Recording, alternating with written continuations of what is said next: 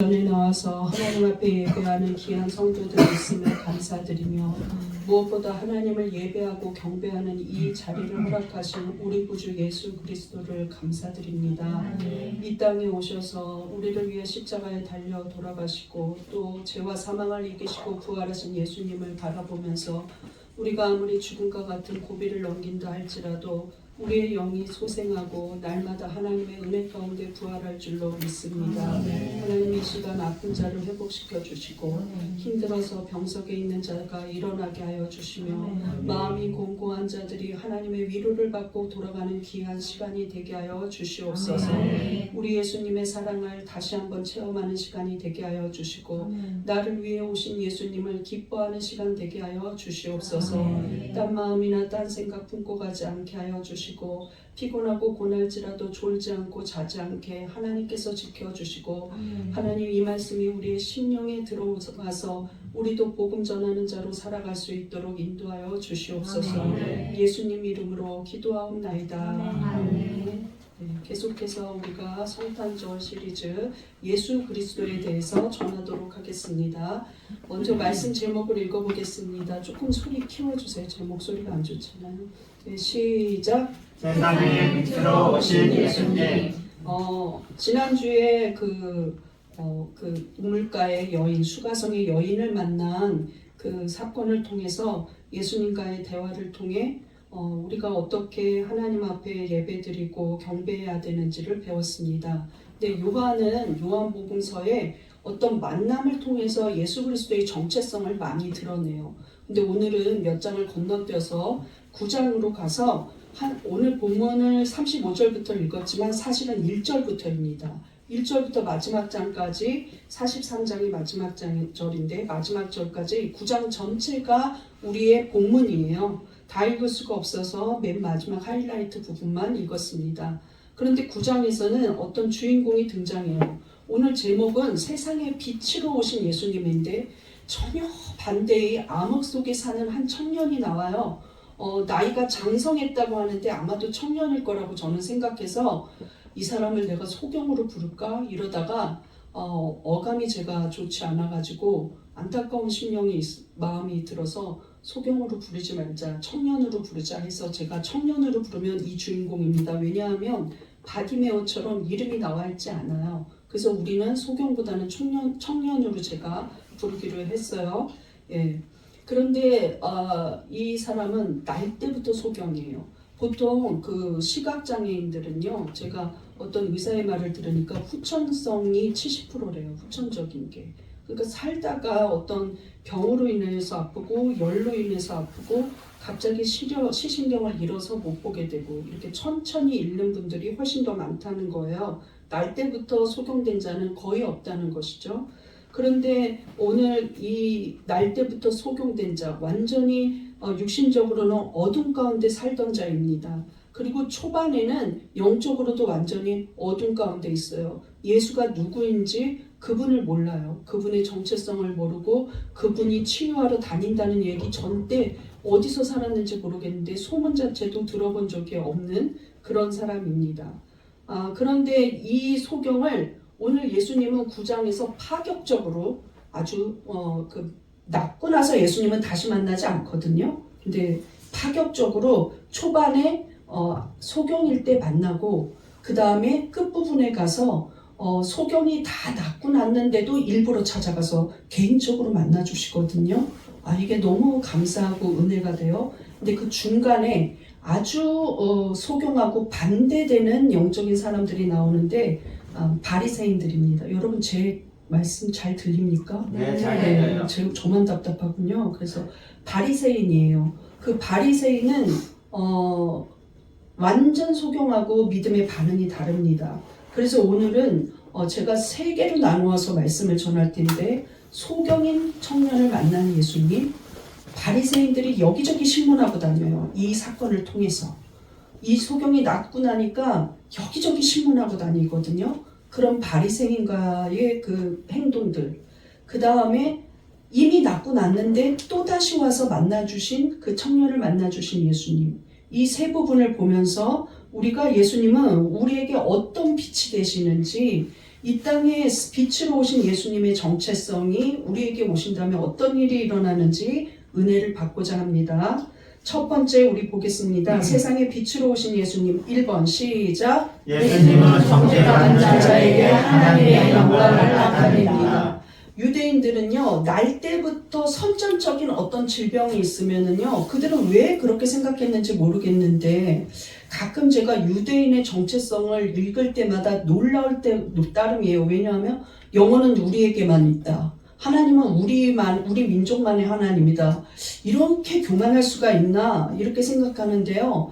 유대인들이 정죄도 많이 했던 것 같아요. 왜냐하면 그들은 아주 구약 때부터 날 때부터 어디가 선천적으로 잘못된 장애를 가지고 나오면은요, 어떻게 생각했냐면, 저 아이가 태안에서 나쁜 생각을 해서 그렇다고 생각했어요. 저 갓난 애가 태안에서 나쁜 짓을 했다. 이렇게 생각하는 엄마 뱃속에서. 그리고 두 번째는 어떤 사례를 드냐면, 부모가 죄 지었다. 그러니까 날 때부터 어디가 아픈 애들은요, 전부 다 저주받은 아이들인 거예요. 특히 소경은요, 저거는 완전히 저주받은 아이라고 생각하면서 동네에서 이 아이는 어떻게 자랐냐면 저거 죄 지은 아이, 뱃속에서 죄 지은 아이, 뱃속에서 죄 지은 아이, 저 부모가 죄 지은 애, 부모 때문에 저래. 이러면서 어떻게 자기가 죄를 지었다 그래도 그렇고요. 부모가 죄를 지었다 그래도 그렇고요. 너무 가슴 아픈 말을 계속해서 들으면서 성장했다는 거예요. 그러니 영적으로 여러분 자존감이 세워질 수 있겠습니까? 자기 자존감은 완전히 자존감 자체가 밑바닥이 돼버린 거예요. 근데 오늘 제자들마저 유대인이니까 자기의 관습과 풍습, 그래서 자기가 갖고 있는 그런 세상적 가치관, 인본주의를 버리지 못해요. 우리가 예수를 믿으면 완전히 신본주의를 가져야 합니다. 믿습니까? 근데 예수님하고 만난 지 지금 3년째 되는 과정의 이야기인데도요. 예수님이 이 일이 있고 나서 얼마 안 돼서 십자가 달려 돌아가셨거든요. 그런데 제자들이 대놓고 묻는 거예요. 나는 정말 제자들이 왜 이렇게 어리석고 그런 질문을 하는지 모르겠어요. 그러나 누구나 그렇게 생각했기 때문에 제자들도 이럴 정도면 이 사람은 어떤 삶을 살았을까 너무 안타깝고 불쌍해요. 우리 2절을 한번 보겠습니다. 시작. 제자들이 물어 이르되 라비여 이 사람이 맹인으로 난 것이 누구의 죄로 인함이니까? 자기니까 그의 부모이니까? 대놓고 그러는 거예요. 이 사람이 이거 소경이잖아요. 이 사람이 왜 이렇게 소경으로 날 때부터 이렇게 소경이 된 거 누구 죄 때문입니까? 아예 죄 때문이라고 결정 지었어요. 그런데 누구 죄 때문입니까? 두 개 중에 1번과 2번 중에 좀 알려주세요. 부모 죄입니까? 저 사람 자신의 죄입니까? 이건 너무 속상한 얘기예요. 근데 예수님은 전혀 의외의 대답을 하시는 거예요. 아마도 이 사람은 태어나서 이 사람의 죄 때문이 아니다 이런 말을 처음 들어봤어요. 얼마나 그 말을 들었을 때 그 자유함이 있었겠습니까? 3절 보겠습니다. 시작. 예수께서 대답하시되 이 사람이나 그 부모의 죄로 인한 것이 아니라 그에게서 하나님이 하시는 일을 나타내고자 하심이라. 이 사람이나 부모의 죄 때문 아니다 하고 결정지었어요. 그 말 들었을 때 이 사람은 그것만으로도 너무 감사했을 것 같아요. 내 죄 때문이 아니구나. 저주받은 게 아니구나. 나도 내가 생각나지 않는 뱃속의 일을 내가 어떻게 회개해야 될지를 몰랐는데 나는 저주받은 인생이 아니구나. 우리 부모 때문이 아니었어. 우리 부모님 죄인 아니구나. 이런 생각을 했다는 거죠. 부모에 대해서 원망할 수도 있었고 죄책감이 가질 수도 있고 미안한 마음이 들 수도 있어요. 그런 모든 복합적인 감정이 이 예수님이 하시는 말씀으로 처음으로 인생 태어나서 몇십 년 만에 처음으로 아마도 20은 넘었겠죠. 왜냐하면 부모가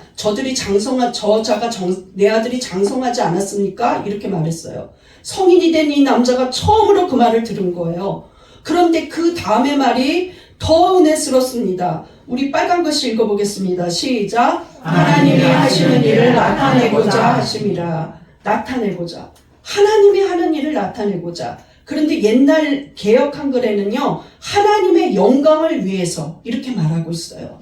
여러분 어디가 아프면 너 회개할 거 있는지 생각해봐. 이렇게 말할 수 있어요. 물론 성경에는요. 죄 때문에 아픈 자도 나옵니다. 중풍병자를 내 친구가 데리고 왔을 때 예수님은 알았어요. 저 자가 죄를 지어서 아프다는 걸. 그래서 소자야 안심하라 내 죄사함을 받았느니라. 그 말씀을 하시고 나서 그 중풍병자를 고쳐주셨거든요. 물론 우리가 죄를 지음으로 인해서 아플 때도 있죠. 왜냐하면 그 과정 속에서 아픔을 통해서 하나님 앞에 나가고 마음을 열고 자기의 연약함을 인정하면서 자기의 죄를 돌아보며 회개하는 과정이 있기 때문입니다.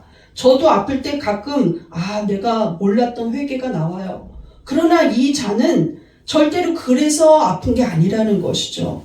우리가 무턱대고 사람을 정죄하면 안 됩니다. 뭘 잘못해서 그럴까? 뭐 때문에 그럴까? 여러분, 제가 노예에 가서 여러 사람을 신방하는 맡겨진 임무가 있어서 이 사람 저 사람 신방해 보면요, 의외로 아파서 입원해 있는 목사님들이 굉장히 많습니다. 다쳐서 누워있는 목사님들이 많고요. 저희 노회장 목사님은요, 노회 4월 달에 노회장이 되셨는데 5월 달에 폐암으로 입원하셔서 지금 요양병원에 계세요. 예, 다음 연도에 이마로 오실 수 있는지도 문제예요. 사람 일은 모른다는 거죠. 그래서 거의 일을 못 하셨어요. 문서 작업 정도만 하시고 못 하시고 계신다는 거죠. 그러나 우리 노회원 목사님 중에 저 노회장님이 죄를 지어서 그래 이런 사람이 없다는 것이죠. 왜? 우린 성경을 읽었으니까요. 하나님의 가치관이 무엇인지 아니까요. 하나님의 영광을 위해서 이 사람이 아픈 거다. 하나님이 무슨 일을 하실지 이 사람을 통해 나타낼 거다. 그리고 복음서의 주인공이 되었습니다. 한 장을 할애하고 있는, 한 토막을 할애하고 있는 사건에, 놀라운 하나님의 영광이 나타나는 사건의 주인공 되었어요. 조연이 아니라는 것이죠. 요한은 아무나 그 글에, 자기 글에 넣지 않아요. 왜냐하면 수많은 기적의 사건들을, 풍랑을 잠재운 사건, 예수님이 성육신 하신 사건, 이런 놀라운 일들 다 생략해버릴 정도로 요한은 정말 중요한 복음의 메시지가 들어있는 사건만 넣었는데 그 한 장의 주인공이 되었다는 거예요. 야, 나는 죄인이 아니었구나. 그럼 나를 통해서, 나같이 안 못 보는 자를 통해서 세상에 무슨 하나님의 영광이 나타날까? 그런데 오늘 주제 메시지를 바로 이어서 말씀하십니다. 5절 시작. 내가 세상에 있는 동안에는 세상의 빛이라. 내가 왔다. 하나님이신 내가 왔으니 내가 이 세상에 있는 동안에는 나는 빛이다 하고 말씀해 주시는 거예요. 이 빛 대신 예수님이 이 청년에게 왔습니다. 어떤 일이 일어났을까요? 예수님은 당장에 마치 요한과 베드로가 안진뱅이를 일으킬 때처럼 예수 그리스도의 이름으로 명하노니 일어나 걸으라 하고 말할 수도 있어요. 그런데 많은 사람들이 이 사람을 알아요. 날 때부터 소경된 걔 있잖아, 그 청년 있잖아 하고 이름을 다 알아요. 한 동네에 아픈 자가 많지가 않기 때문에. 그런데 이 사람을 많은 자들이 그가 실로암 물가로 가는 장면을 보고 돌아오는 장면을 보게 하려는 것 같아요. 내 상상은 그래요. 내 영적인 상상력은. 성경에서는 왜 그랬는지 이해를 할 수 없지만 굉장히 특이한 방법으로 고치십니다. 한번 볼까요? 6절 시작. 이 말씀을 하시고 땅에 침을 뱉어 진흙을 이겨 그의 눈에 바르시고 이르시되 실로암 못에 가서 씻으라 하시니 실로암은 번역하면 보냄을 받았다는 뜻이라. 이에 가서 씻고 밝은 눈으로 왔더라. 요한은 왜 가로치고 실로암은 번역하면 보냄을 받았다는 뜻이라 이렇게 넣어놨을까요? 이 사람은 보냄을 받았어요. 실로암 못에 가서 씻어라. 근데 마침 실로암의 뜻도 보냄을 받았다 이런 뜻이에요. 그렇게 요한은 은유를 통해서 이 사람은 보냄을 받았다. 누구에게? 예수님의 메시지를 듣고 지금 보냄을 받았다. 그가 예수님 말씀에 순종해요. 근데 예수님이 그 전에 한 행동은 도저히 믿을 수 없는 이상한 방법을 쓰시거든요. 침을 뱉어가지고 진흙을 이기더니 그거 진흙이 무슨 효력이 있습니까? 진흙을 이기더니 눈에 바르고 나서 그걸로 어떻게 좀 해줘야 되는데 안수해주고 말씀만 해도 낫는데 이 사람한테는 실로암 못에 가서 씻고 와라 이렇게 말했다는 거예요. 그런데 그 실로암 못에 가서 씻는다고 다 낫는 게 아니라는 것이죠. 그런데 이 사람은 보냄을 받고 순종하면서 갑니다. 그런데 돌아올 때는 어떻게 됐습니까? 가서 씻고 나서 어떻게 됐습니까? 밝은 눈으로 왔더라. 우리 따라해 볼게요. 가서 씻고 시작. 밝은 눈으로 왔더라. 밝은 눈으로 돌아왔습니다. 돌아오는 그 모든 길에서 사람들이 이제요 어떤 반응이 일어나냐면 그 사람 맞아? 그 사람 맞아? 쟤 맞아? 아까 걔 맞아? 이상하다 이상하다 눈뜬 거를 본 적이 없는 거죠. 이 청년은 진흙으로 눈을 문지르고 실로암 연못에 가서 씻으라는 말 한마디에 순종했을 때 아무 토를 달지 않아요. 근데 그냥 예수님이 만나주고 예수님이 말한 이 터무니없는 말에 순종했을 때 자기는 보내심을 받았고 그 순종의 보내심이 끝나고 나자 돌아올 때는 밝아졌다는 거예요. 정말 세상의 빛으로 오신 예수님이 이 육신의 빛을 허락하셨다는 것이죠. 믿습니까? 우리 주님은 우리의 영만 돌보시지 않고 우리의 육신을 치유하시는 분입니다. 믿습니까? 여러분이 힘들 때, 물질적으로 공부할 때, 어려울 때, 자녀의 문제로 눈물 흘릴 때, 남에게 상처받아서 관계 속으로 힘들어할 때, 또 교회 일로 사역으로 벅찰 때 여러분이 빛 대신 예수님을 만나는 것이 중요해요. 그렇게 할 때 오직 예수님이 터무니없는 일을 시켜도 그것에 순종하고 나는 보냄받은 자다. 나는 특별한 사명이 있어서 하나님이 시켰지. 예수님이 내게 오셨다. 이 확신만 있으면 우리의 육신의 문제는 일하다 보면 저절로 해결이 됩니다. 믿습니까? 저도 그럴 때가 많아요. 이 땅에 예수님이 오신 이유는 내가 왕이다 하고 선포하려고 오신 게 아닙니다. 물론 재림하실 때는 그렇게 왕의 모습으로 오실 거예요.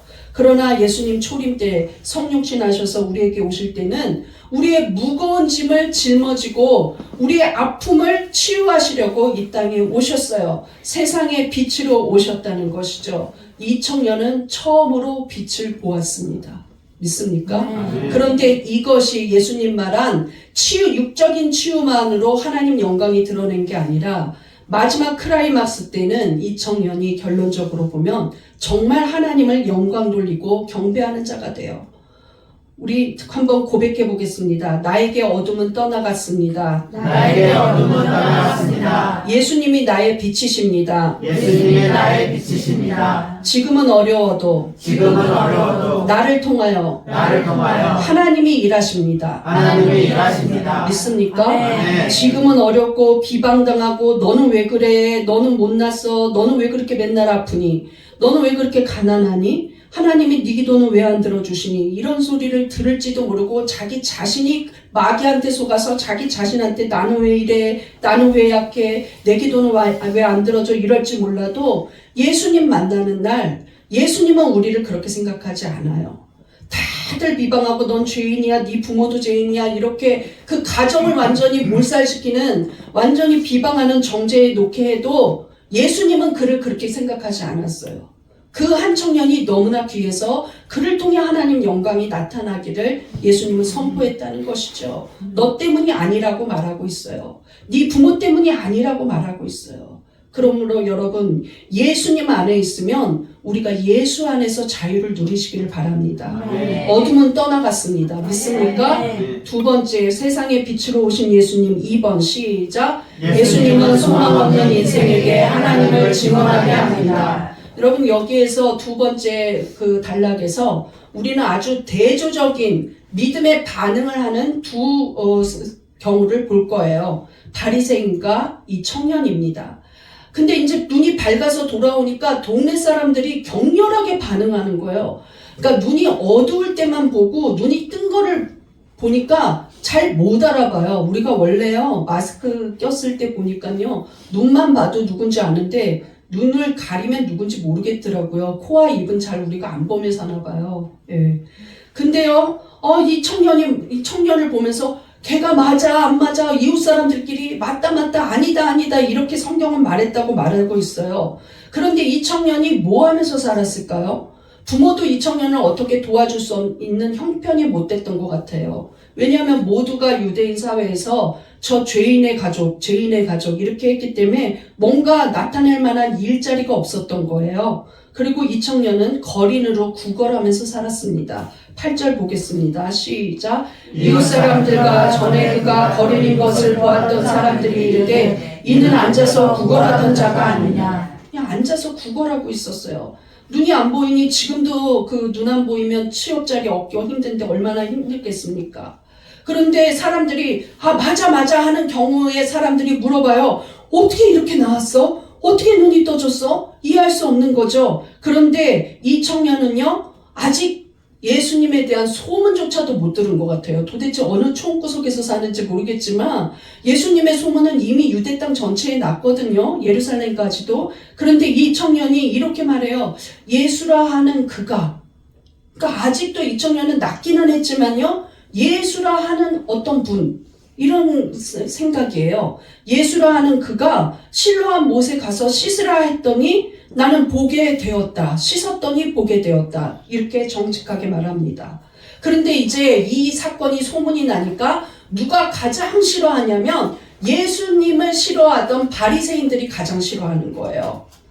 바리새인들은 이 사건 이전에 이미 뭐라고 불렀냐면 예수님을 귀신의 왕 바알세불이 집힌 자라고 조롱하고 비난했어요. 비하하면서. 그런데 이제는 소경의 눈까지 떠지니까 이거는 큰일 난 일이에요. 왜냐하면은 성경에 이사야서에서도 2번 이상 나오고 선지서에 여러 번 무슨 예언이 나오냐면 메시아가 오시면 소경이 눈을 뜬다는 그 장면이 나와요. 예언 부분이. 그렇기 때문에 누구보다도 율법을 잘 알고 있고 구약을 잘 알고 있는 이 바리새인들은 큰일 났다. 소경이 눈을 뜨면 이거는 메시아라는 건데 이거 어떡하지? 귀신이 고쳐졌을 때는, 귀신이 떠나갔을 때는 야, 저 사람이 더 큰 귀신이라서 그렇다고 사람들을 진정해 메시아가 아니야. 더 큰 바알세불이 집혀서 그래. 이렇게 말했는데 이제는 이 소경의 눈이 떠진 것은, 그것도 날 때부터 소경이었던 자가 눈이 떠진 것은 이사야의 말씀들이 예언대로 적중한 거예요. 그러니 빼도 박도 못하겠다. 그런데 이 사람들은 믿지 않았다는 거예요. 아니 어떻게 믿지 않을 수 있을까요? 왜냐하면 이 청년이 평생을 20년 넘게 그냥 눈 감고 살았었거든요. 보지 못하고 살았는데 이제는 신문하러 다닙니다. 어떻게 하면 이 거짓을 밝혀낼까 하고 신문하러 다녀요. 나는 세상에서 제일 한심한 인간이 하나님이 하신 일을 인정하지 않는 자들이에요. 예, 하나님의 창조를 인정하지 않는 자들, 하나님이 우리를 사랑하는 걸 인정하지 않는 자들, 하나님이 여전히 선하시다는 걸 인정하지 않는 자들, 하나님이 여러분을 사랑하신다는 걸 인정하지 않는 자들, 내 자녀가 내 것이 아니라 하나님 거라는 걸 인정하지 않는 자들, 저 내가 싫어하는 자도 예수님은 그를 위해서 십자가를 졌다는 걸 인정하지 않는 자들, 인정하지 않는 자들이에요. 곧 예수님이 오실 수 있다는 걸 인정하지 않는 자들, 인정하지 않는 자들이에요. 특히 성령을 인정하지 않는 자들. 예. 그런 자들이 저는 유일하게 한심하게 보는 사람들이에요. 모든 사람들이 저는 존경스러운데 그런 사람들은 너무 한심한데 바리새인들, 성경에 유일하게 한심한 사람들이 바리새인들이거든요. 그래서 이 사람들은 믿지 않습니다. 18절 보겠습니다. 시작. 유대인들이 그가 맹인으로 있다가 보게 된 것을 믿지 아니하고 그 부모를 불러 묻되, 부모를 불러서 이제 신문하기 시작한 거예요. 날 때부터 맹인된 거 맞냐? 나은 거 맞냐? 어떻게 나았냐? 근데 부모가요 함구해버려요. 이 부모는요, 그 앞전에는 죄가 없을지 몰라도 이게 죄입니다. 예수님의 이름을 들먹거리지도 않으려고 그래요. 그리고 어떻게 나았는지 회피해버려요, 답을. 예, 모른 척 해버린다는 거예요. 그거는 왜 그러느냐? 내 아들이 다 컸으니 내 아들한테 물어보십시오. 근데 바리새인들이 다시 묻거든요. 네 아들이 소경됐다가 나은 거 맞냐? 내 아들이 다 컸으니 내 아들한테 물어보십시오. 2번이나 그렇게 말해요. 회피해버려요. 예수님이 내 아들의 그 소경된 거를 고쳐줬습니다 하고 말하지 않아요. 이게 친부모가 맞을까요? 얼마나 감격스러울 텐데 예수님 이름조차도 거론하고 싶어 하지 않아요. 왜? 출교당할까봐. 네, 한번 보겠습니다. 22절 시작. 그 부모가 이렇게 말한 것은 이미 유대인들이 누구든지 예수를 그리스도로 시인하는 자는 출교하기로 거리하였으므로 그들을 무서워합니다. 출교시키겠다고 결의를 했다는 거예요. 결의했다는 건 공회원들이 이 법안을 통과시켰다는 거예요. 결정을 냈다는 거예요. 결의했다. 그런데 나쁜 악법을 만들었다는 거죠. 그런데 어떤 법입니까? 예수님을 그리스도로, 즉 우리를 위해서 오신 예수 그리스도라고 시인하는 자는 저분은 그리스도가 맞다. 저분이 하나님의 아들이 맞다. 이렇게 시인하는 자는 출교시켜버리겠다는 거예요. 그러면 당최 이 출교라는 게 도대체 무슨 영향을 끼치길래 이 사람들이 이렇게 벌벌 떨면서 자기 아들의 눈을 뜨게 해도 모른 척 했을까?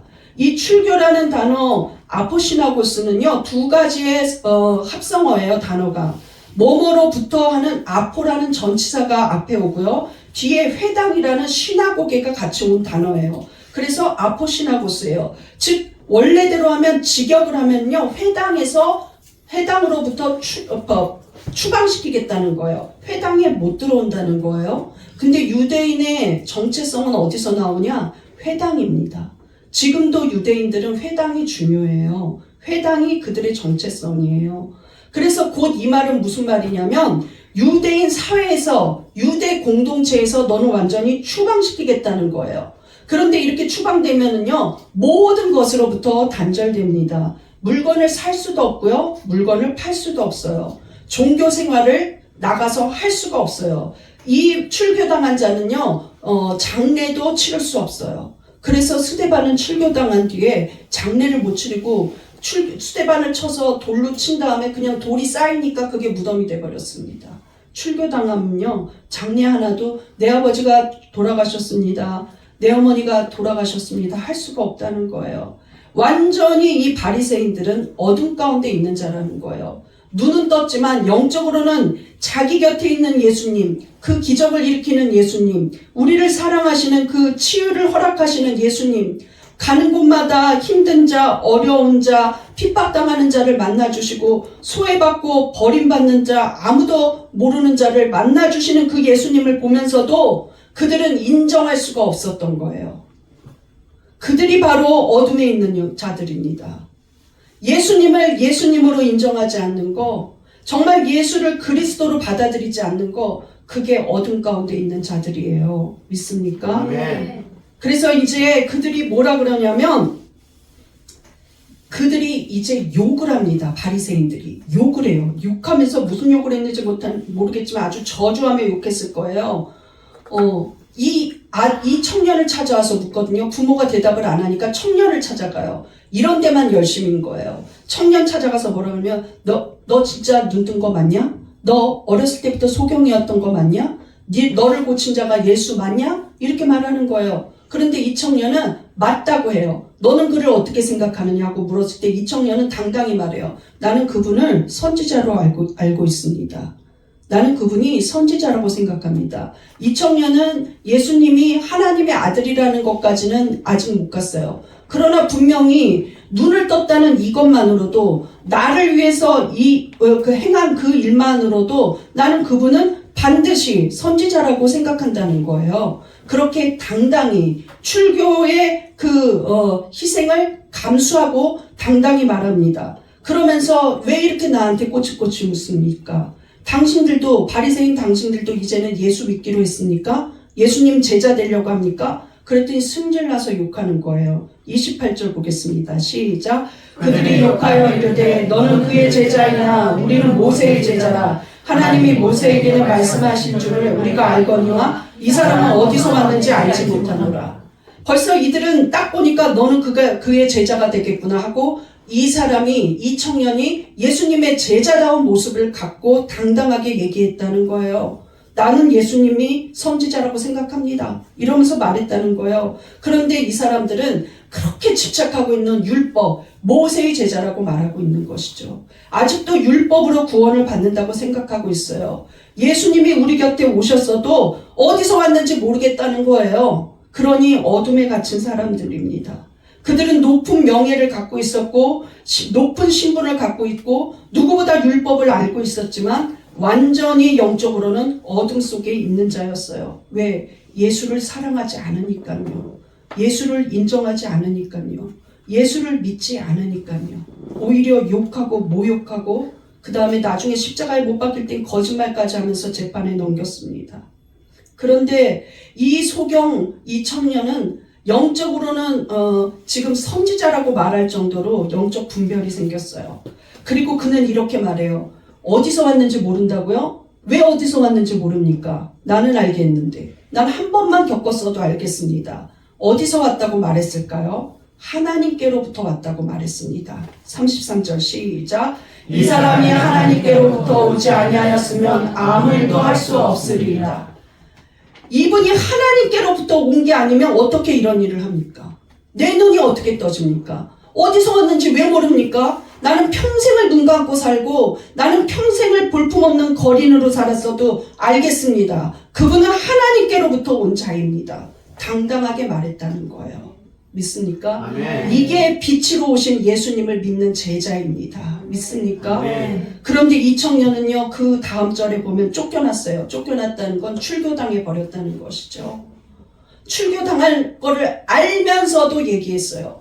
그 부모는요, 반응이 나 살자 이런 거예요. 실제로 기도 많이 해주고 다 고침받고 다 응답받아도요, 목사님 저는 작은 교회 떠납니다 하고 가는 사람들도 있어요.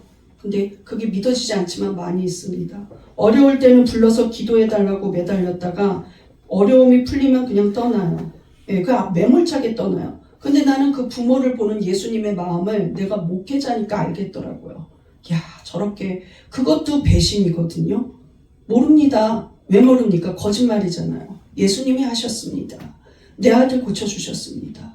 나는요, 출교당하더라도 내 아들 눈 뜨면 너무 감사해서 그 말 못할 것 같아요. 회피하는 말. 그런데 부모들은 회피했어도 이 청년은요, 정말로 예수님은 하나님으로부터 오신 자입니다 해서 출교당했다는 거예요. 우리가 예수를 믿는다는 거는요, 어쩌면 이 청년이 출교당해서 받을 그 유대사회에서 버림받아지는 그런 희생을 감수해야 돼요. 그러함에도 불구하고 이 청년은 자기의 삶이 달라진 거, 치유받은 거, 내가 눈으로 무엇이라도 볼 수 있는 이제 소경에서 벗어난 인생을 산다는 거, 장애가 없어진 것만으로도 너무나 감사했다는 거예요. 그는 한량없는 감사를 자기의 믿음의 의지로 보였습니다. 그리고 많은 사람들 앞에서 그 예수를 욕하고 거부하고 욕하는 사람들 앞에서 예수는 하나님이 보낸 자라고 당당하게 얘기했다는 거예요. 그로 인해 손해를 보더라도 얘기했다는 거예요. 이 청년이 받은 복은 육적으로 눈만 뜬 게 아니라 영적인 분별을 하는 자가 되었다는 것입니다. 그리고 그리스도의 증인이 되었다는 것이죠. 우리도 예수님 만나고 나서 우리의 삶이 얼마나 많이 달라졌습니까? 이전에 좋던 건 나는 이제 그 죄가 싫어졌어요. 그리고 이전에 좋지도 않던 예수님을 사랑하게 되어 하나님으로 인해서 겪는 너무나 많은 은혜와 감사로 우리가 여기까지 와서 이 시간 예배드리고 있습니다. 그런데 우리가 다른 사람들 앞에서 이 소경의 이 청년의 부모처럼 가만히 나는 모릅니다 하는 식으로 복음 안 전한다면 바로 부모 같은 죄를 짓는 거예요. 우리 한번 고백해 보겠습니다. 나를 부르시고 증인되게 하신 예수님, 감사합니다. 나는 예수의 빛으로 가득합니다. 정말 가득하시길 바랍니다. 마지막 3번, 세상의 빛으로 오신 예수님. 3번 시작. 예수님은 공고한 자를 먼저 찾아 구원하십니다. 아, 청년이 눈은 떠졌지만요, 출교당했다는 소문을 예수님이 동네에서 바로 들으셨어요. 그런데 예수님이 자기 때문에 출교당했다, 이 말을 들으시고 이제 눈 떠졌으니 알아서 잘 살겠지 이러지 않습니다. 예수님은요, 첫 번째 그 청년을 만날 때도 먼저 찾아가셨거든요. 그런데 두 번째도 일부러 먼저 찾아와요. 여기서 우리는 무엇을 볼 수 있냐면 우리가 예수님을 먼저 찾는 게 아니라 예수님이 우리를 먼저 찾는 거예요. 첫 번째 찾을 때는 아무 볼품이 없어요. 그런데도 예수님은 찾아요. 자기를 몰라요. 예수님을 몰라요. 그런데도 예수님은 먼저 찾아요. 우리가 아직 죄인 되었을 때, 우리가 아직 죄인이었을 때, 우리가 아직 예수를 모를 때, 우리가 아무 체험도 없을 때 예수님은 김가리 내가 널 부른다 하고 콜링 하신다는 거예요. 그것이 택함받은 자녀입니다. 어떤 사람 한 사람이라도 내가 먼저 예수 믿겠습니다 하는 사람이 없어요. 예수님이 우리를 택해서 우리를 불러주신 거예요. 심지어 제자들 앞에 마지막 고별 설교할 때도 예수님은 그렇게 말씀하셨어요. 너희가 나를 택한 것이 아니요 내가 너희를 택하여 세웠나니. 믿습니까? 네. 예수님이 우리를 택하시지 않으면 우리는 부름받지 못합니다. 여러분, 여기 있는 거 예수님이 부르신 거예요. 예수님 앞에 기도할 수 있는 거 성령이 우리를 부르시는 거예요. 구원은 절대적으로 하나님의 전적인 주권이라는 겁니다. 거기에 우리의 공로가 하나도 없어요. 물론 우리가 그 믿음으로 반응하는 것은 있어야 해요. 예수를 선포할 때 믿어진다. 반응하는 게 있어야 돼요. 이제 교회 나왔다. 반응이 있어야 되죠. 부모처럼, 이 소경의 부모처럼 반응하지 않으면 예수님과는 관계가 없는 사람들이 돼요. 예수님은 그 부모를 만나지 않고 이 출교당했다는 소문을 듣고 청년을 찾아가세요. 그리고 35절 한번 보겠습니다. 어떻게 하시는지 시작. 예수께서 그들이 그 사람을 쫓아냈다 하는 말을 들으셨더니 그를 만나서 이르시되 내가 인자를 믿느냐? 네가 나를 믿느냐? 인자는 자기를 가르치는 거예요. 그런데 이 청년이 이래요. 주여 그가 누구십니까? 내가 믿고자 하나이다. 예수님은 분명히 선지자는 맞는데 인자를 믿느냐 이 말에서 그리스도를 믿겠느냐 이 뜻으로 알아들었어요. 굉장히 지혜로운, 영적으로는 너무나 지혜로운 청년이에요. 나는 믿고자 하나이다. 어디 계십니까? 누구입니까? 그런데 예수님이 마치 사마리아 여인한테 말하듯이 내가 그라 하고 말했었죠. 지난주에. 내가 그라 그렇게 말했는데 예수님이 너와 말하는 자가 지금 너하고 단독적으로 1대1로 얘기하고 있는 자, 네 앞에 있는 자 예수, 그가 바로 그리스도라고 말씀하세요.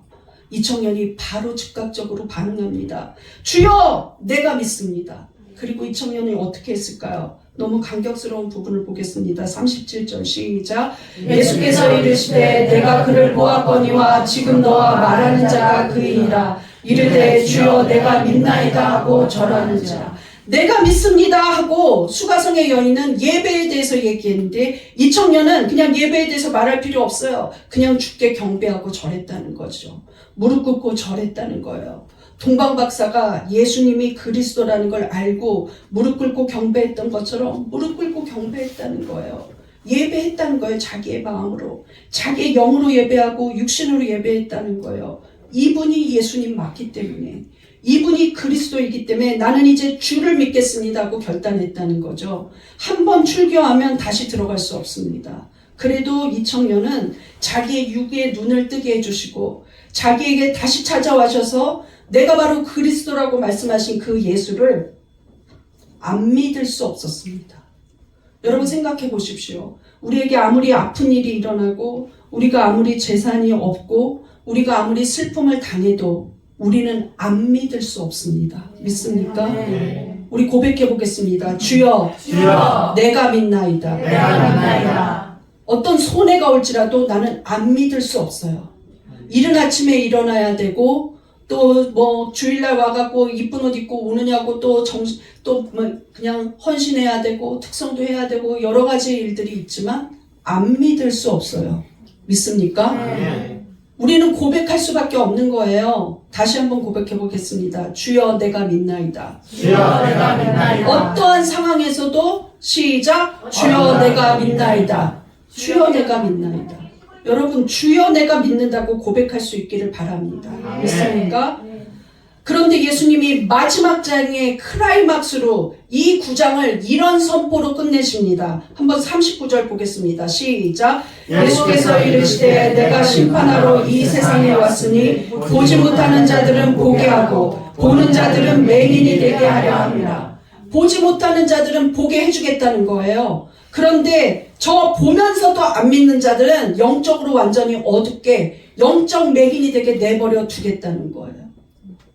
우리는 연약하고 약하고 예수 믿는데 잘 안 되는 것 같을 때도 있어요. 물론 여러분이 막연히 기다려야 되는 문제들도 있어요. 바로바로 응답되지 않는 문제들도 있고 기도했는데 그것이 그냥 거절당했다는 느낌이 들 때도 있어요. 그러나 예수님은 우리에게 오셔서 우리의 영에 어둠을 지우고 빛으로 임하셨습니다. 아멘. 우리의 죄의 어둠을 버리셨어요.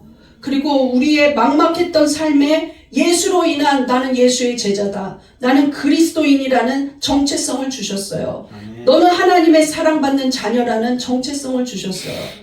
그것만으로도 우리는 모든 것을 얻은 것과 똑같습니다. 아멘. 믿습니까? 아멘. 예수님은 죄에 눌려있던 청년에게 다가와 너는 죄인이야. 너는 날 때부터 죄인이야. 너는 뱃속부터 죄인이야. 네 부모도 죄인이야 하고 정죄받고 조롱받던 사람에게 너의 죄 때문이 아니라고 선포해 주셨어요.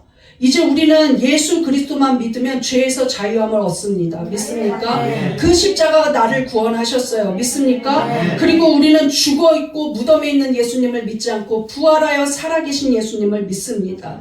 그 예수님이 우리와 함께 계세요. 믿습니까? 네. 출교당한 청년에게 찾아오신 예수님처럼 우리가 공고하고 막막하고 누구도 의지할 수 없게 혼자 있을 때, 홀로만 그 짐을 져야 된다고 생각할 때 예수님은 찾아오십니다. 믿습니까? 네. 결코 홀로 두지 않아요. 예수님 때문에 손해보고 있을 때, 예수님 때문에 실패한 것 같을 때, 예수님 때문에 친구를 버렸을 때, 예수님 때문에 물질을 내놨을 때 예수님은 다시 우리에게 분명히 찾아오십니다. 믿습니까? 소망을 가진 성도들 되기 간절히 바랍니다. 아멘. 예수님은 이 땅에 성육신하셨고 우리에게 빛으로 오셨습니다. 예수 안에 있을 때 모든 어두움은 떠나갑니다. 믿습니까? 아멘. 세상의 빛으로 오신 예수님 1번 시작. 예수님은 정죄받는 자에게 하나님의 영광을 나타냅니다. 2. 예수님은 소망 없는 인생에게 하나님을 증언하게 합니다. 3. 예수님은 공고한 자를 먼저 찾아 구원하십니다. 우리 이 시간 통성으로 기도하실 텐데, 예수님 정말로 이 소경처럼 어둠 가운데 있던 나에게 빛으로 오셔서 영의 회복을 허락하시고 육의 회복을 허락하여 주셨습니다. 내가 그 청년의 부모들처럼 예수님 회피하고 모른 척하는 것이 아니라 복음 전하고 증거하는, 예수님을 경배하는 청년의 삶을 살아가게 해달라고 이 시간 주여 한번 부르짖고 기도하시겠습니다.